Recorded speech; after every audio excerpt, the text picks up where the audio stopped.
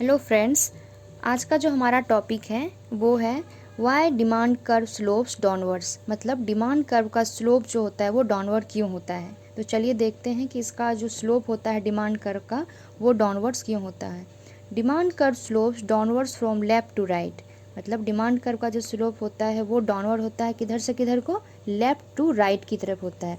Left हो गया मतलब वाई वाई एक्सिस ले लीजिए, और जो राइट हो गया आपका एक्स एक्सिस, मतलब एक्स एक्सिस की तरफ क्या होता है, ये झुका होता है। क्यों? Because of the negative inverse relationship between the price of commodity and it's demanded. क्यों ये लेफ्ट से राइट की तरफ डाउनवर्ड होता है? Because of the negative relationship between the price of commodity and it's demanded. मतलब पिछले क्लास में हमने देखा था कि इस नेगेटिव रिलेशन या इन्वर्स रिलेशन का मतलब क्या होता है। तो एक बार यहाँ फिर से हम समझ लेते हैं कि जैसे ही किसी भी गुड्स और कमोडिटी की प्राइस जो है वो इंक्रीज होती है तो उसका डिमांड क्या होता है, डिक्रीज हो जाता है। और जैसे ही किसी गुड्स और कमोडिटी की प्राइस डिक्रीज होती है तो उसका डिमांड क्या होता है, इंक्रीज हो जाता है। इसी कारण, इसी नेगेटिव और इन्वर्स रिलेशन के कारण जो है डिमांड कर्व का जो स्लोप होता है वो डाउनवर्ड्स होता है। चलिए इसको और अच्छे से हम टेबल और डायग्राम के थ्रू समझ लेते हैं। जैसे आपके सामने ये टेबल है, price of commodity x, demand for commodity x. जैसे ही प्राइस देखिए 50 रुपीज़ है तो यहाँ पे डिमांड कितना हो रहा है गुड्स का, एक गुड्स की डिमांड हो रही है। जैसे ही प्राइस डिक्रीज हुई 40 पे आई तो यहाँ पे दो गुड्स लोग खरीद रहे हैं। और प्राइस डिक्रीज हुई 30 पे आई तो अब 3 गुड्स का डिमांडेड हो रहा है। जैसे ही 20 पे आया तो अब 4 है, 4 गुड्स का डिमांड हो रहा है। जैसे ही 10 रुपीज़ पे आया तो 5।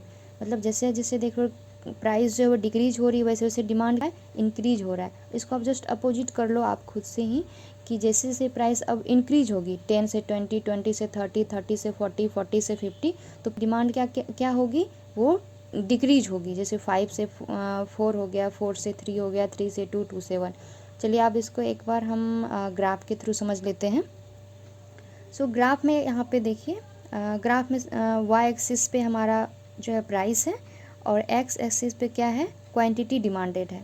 तो सपोज कीजिए कि यहाँ 30 रुपीज़ है, वाई एक्सिस पे देखिए 30 रुपीज़ गिवन है, मतलब दिया हुआ है, गिवन प्राइस है। इस पे जो है डिमांड हमारा 3 हो रहा है, 3 गुड्स हो रहे हैं।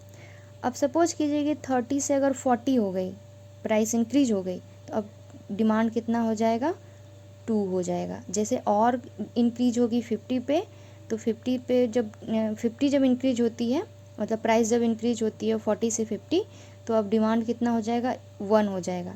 अब फिर 30 से नीचे आ जाइए, 30 से जैसे डिमांड ये प्राइस जो है वो अगर डिक्रीज हुई 20 पे आई, 20 रुपीज़ हुई, तो अब डिमांड क्या हो रहा है, 4 गुड्स हो रहे हैं। और फिर 20 से अगर फिर और डिक्रीज हुई 10 रुपीज़ हो गया, तो अब इसका प्राइस क्या हो रहा है, मतलब डिमांड क्या हो रहा है, वो 5 हो रहा है गुड्स की। तो आपने देखा कि कैसे प्राइस के इंक्रीज होने से जो है डिमांड डिक्रीज हो रहा है और प्राइस के डिक्रीज होने से डिमांड इंक्रीज हो रहा है।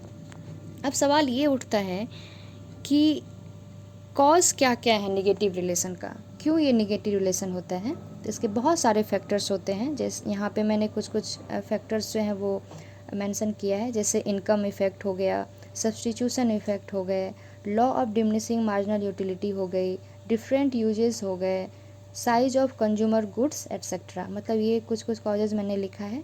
इन सब के कारण जो होता है वो नेगेटिव रिलेशन होती है। आई होप कि आपको हमारा ये वीडियो समझ में आया होगा कि क्यों जो डिमांड कर्व का स्लोप है वो डाउनवर्ड्स होता है। नेक्स्ट क्लास में हम समझेंगे कि इनकम इफ़ेक्ट क्या होता है, सब्स्टिट्यूशन इफ़ेक्ट क्या होता है, law of diminishing marginal utility क्या होती है, डिफरेंट यूजेस क्या होते हैं, साइज ऑफ कंज्यूमर ग्रुप क्या होता है। इन सबको हम और अच्छे से डिटेल में नेक्स्ट क्लास में समझेंगे। Thank you.